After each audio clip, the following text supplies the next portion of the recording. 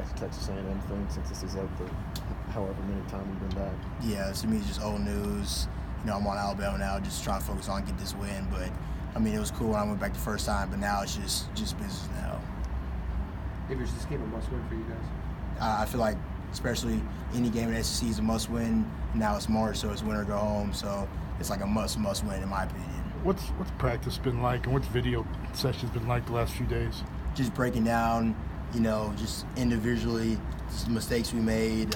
We've been watching more film, just switching up a few things. So it'll definitely look better tomorrow. Daniel said during that long, 14-minute thing, he called it an embarrassment. What's the feeling in this locker room right now that you're in the middle of the longest losing streak under your dad and that kind of thing? What's the feeling in that locker room right now? Yeah, obviously, a few SEC teams have hit a little bumpy streak. Ours is not coming at a great time, but we're gonna keep fighting through it. We love the support, the fans still bringing us. Just gonna keep fighting through it, and hopefully we're not gonna have any of those offensive, streaks like that. But we're fighting, we're doing everything we can, so it'll definitely look better tomorrow.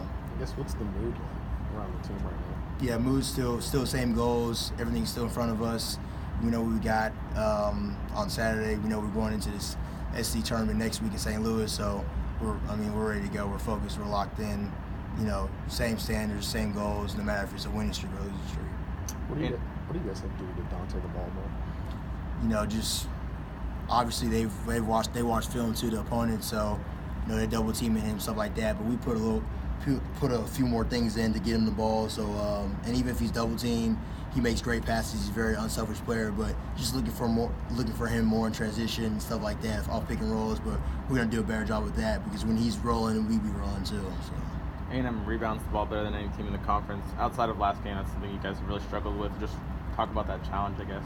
Yeah, especially Tyler Davis, Robert Williams. You got to make sure you make contact with them.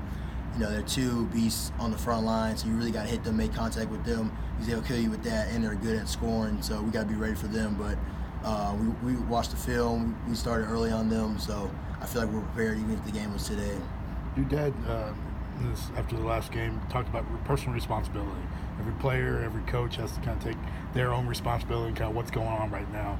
What is that? Are the players doing that? Do you feel like everybody's kind of taking their own responsibility for what's happened? Yeah, we're all taking responsibility. Look at ourselves in the mirror, see what we can do better as individually, so each person does their job, so it can be as a collective as a team. So we definitely went back and we watched all our film, the edits of ourselves. So we feel like we're ready for this game tomorrow. Just comes down to hitting shots, though, right? Yeah, at the end of the day, you can draw up whatever play you run. We can run Celtics offense, Warriors offense, but if you miss layups and miss shots, it's not going to work. So we've been focusing on that. So we got to execute, but the execute starts with, cutting harder. The spacing's got to be good. Have confidence, take and make the shot, and then the play's going to work.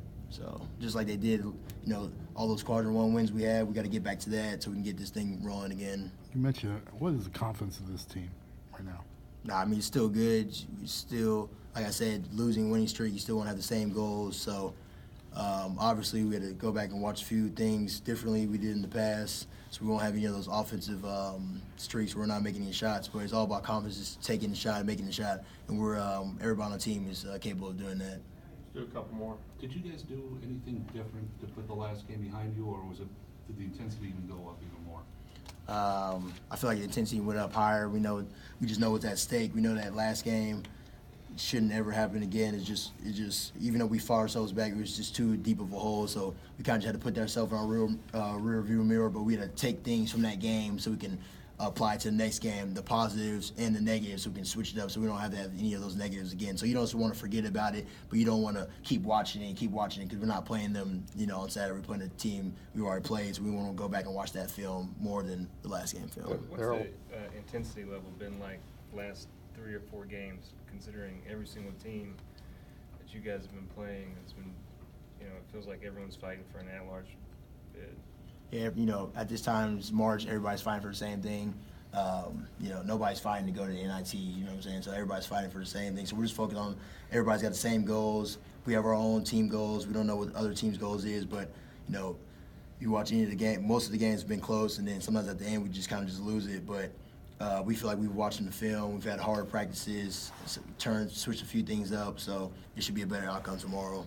How different is Okay. How different is Last question. How different is A&M now than when you played them in January? We played them in January. They didn't have DJ Ho. They didn't have Admon Gilder, so they bring a different twist to the team. DJ hits a lot of shots. Admon is one of the primary ball handlers. He can make shots and create. And then TJ Starks, he used to play 15 minutes, and now he's playing closer to 30 minutes, averaging 15 or more score points, more assists, better field goals. So we got to make sure we key on him because he was 1 for 10 last time he played here. So we got to make sure we key on him more.